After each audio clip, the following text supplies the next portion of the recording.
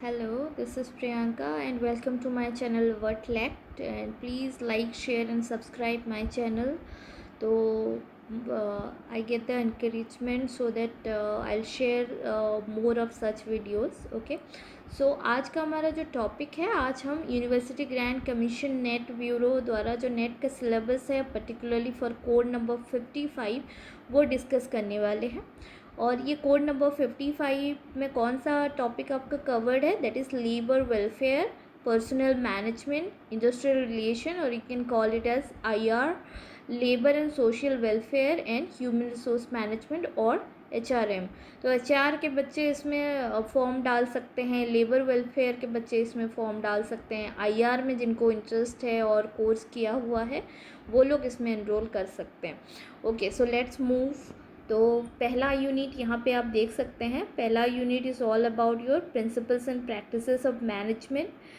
यहाँ पे देखेंगे आप तो जो मैनेजमेंट का बेसिक कॉन्सेप्ट्स है, that is also that is the only thing over here, but the thing is you have to read it very thoroughly. आपको इसको बहुत डेप्थ में पढ़ाई करना पड़ेगा, बहुत सारे MCQs लगाने पड़ेंगे, तभी जाके आप अच्छा मार्क्स सिक्योर कर सकते हैं।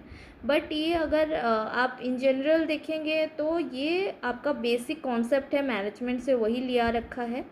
तो पहला है आपका principles and practices of management में development of management thought, then contribution of Taylor. Okay, Taylor you must have heard of, who is the father of your scientific management. Fayol हैं, then Mayo, that is Hilton Mayo. Okay, Mary Parker Follett, then C.I. Bernard. Okay, these are the दिग्गज in this area. ठीक है, तो इनके जो management principles हैं आज भी स्कूल्स में पढ़ाए जाते हैं, और at the same time whether that is small, whether that is medium और large scale enterprises, इनके principles कहीं ना कहीं उसको रन करने में ऑर्गेनाइजेशन को आज भी अडॉप्ट किया जाते हैं। देन है behavioural approach, systems approach, quantitative approach and contingency approach. और यहाँ पे जो सेकेंड बीट है आपका फंक्शंस ऑफ मैनेजमेंट। उसमें आएंगे आपके planning, decision making, organizing, staffing, directing, controlling and coordinating. Okay, so on that note we are done with this unit 1। तो अभी चलते हैं यूनिट 2 के तरफ। जी हाँ, यूनिट 2 जो है that is about HRM, human resource management, उसका conceptual framework, human resource planning और HRP, job analysis, recruitment, selection, placement, induction, training and development. So basically आप जैसे देख सकते हैं कि HR फील्ड से जो हम लोग जो हमारे MBA के सिलेबस में होते हैं तो उसी सारे चीज़ों के बारे में है, बट आपको थोड़ा सा डेप्थ में इसको पढ़ाई करना पड़ेगा। Performance management, you must have heard this term. Okay, हर एक ऑर्गेनाइजेशन में ये होता है। Job evaluation, then compensation management, employee benefits and incentive, managing career, then new trends in HRM, changing environment of HRM and contemporary challenges, emerging HRM concept. See, HR is one field where things are changing on a daily basis, तो आपको recent trend के बारे में, emerging trend के बारे में जानकारी होना ज़रूरी है। तो that is also part of your syllabus. Then unit 3 में human resource development, that is HRD, concepts पढ़ना है, assumptions, values, HRD mechanism, action research model, HRD culture and climate, HRD intervention, HR accounting and audit, consultant client relationship, knowledge management, human resource information system. Then है आपका international human resource management और IHRM, that is organizational context of IHRM and sustainable business functions of IHRM, then cross cultural studies, cultural diversity, transnational organization, IHRM models. Okay, so unit 3 में जो first beat है, I think those are the terms you must are very acquainted as a HR student. Okay, but जो second part है थोड़ा सा आपको इधर उधर लग सकता है, बट आप अगर इसको अच्छे से पढ़ते हैं तो it will be easy for you. Okay, unit 4 पे चलते हैं। यूनिट 4 में है आपका ऑर्गेनाइजेशनल बिहेवियर और ओबी। ओके, उसका कॉन्सेप्ट पढ़ना है, उसका scope, nature of human behaviour, personality, perception, learning, attitude, motivation, interpersonal behaviour, group dynamics, leadership, communication, power and authority, stress, then organizational change and development. Okay, this is the part of your unit 4. Let's move to unit 5. Unit 5 is about IR, industrial relation, उसका concept, scope, evolution, approaches, actors and models, conflicts and cooperation, bipartisan. These are important terms. Okay, whatever I am reading over here, that is bipartisan, tripartisan, इसके ऊपर questions आते हैं. Collective bargaining is again an important concept of IR. Then workers participation in management, grievance handling, disciplinary action, code of conduct, industrial relation and changing scenario, employers organization.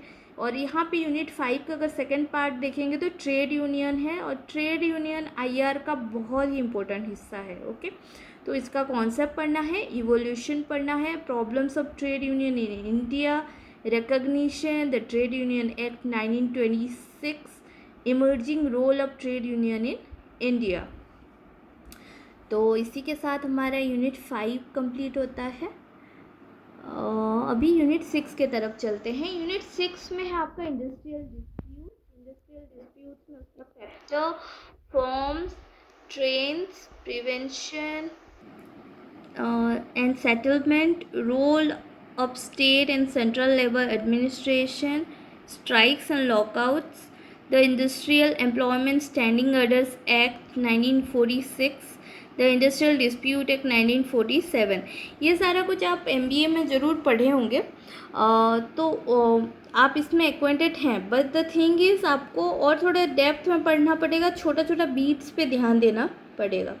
Then next unit की तरफ चलते हैं. यहाँ पे आप जैसे कि देख सकते हैं 7th यूनिट है labour legislation, objectives, principles, classification and evolution, international labour organization और ILO, social justice and labour legislation, Indian constitution and labour laws.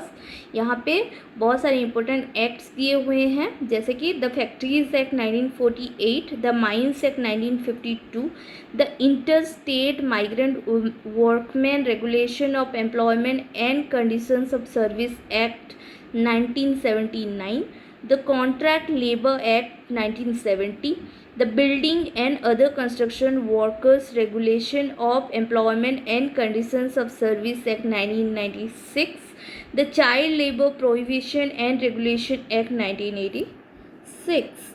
तो इसी के साथ ये वाला यूनिट भी कंप्लीट होता है. बट यहाँ पे बहुत सारे ट्रिकी क्वेश्चन आते हैं ये यूनिट से. I am telling you and the next unit also. तो आपको थोड़ा सा केयरफुली इसको प्रिपेयर करना पड़ेगा और MCQs ज़्यादा लगाने पड़ेंगे.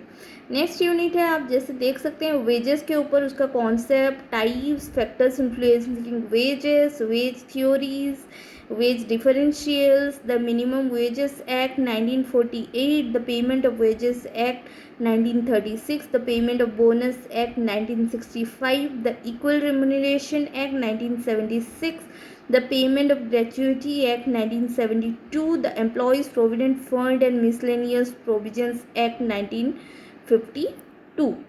ओके, नेक्स्ट है आपका unit number 9, that is about your labour welfare. उसका concept, scopes, types, theories and principles, industrial health and hygiene, industrial accident and safety, occupational diseases, social security. Social security में उसका concept, scope, social assistance and social assurance के ऊपर आपको cover करना पड़ेगा. अभी आ गए हम लास्ट यूनिट की तरफ, जो कि है unit number 10, that is labour market का features, demand and supply of labour, nature and composition of Indian labour force, unemployment and under employment, types of labour market, characteristics of Indian labour market, new dynamics of labour market in India, economic systems, labour market, problems of labour in India.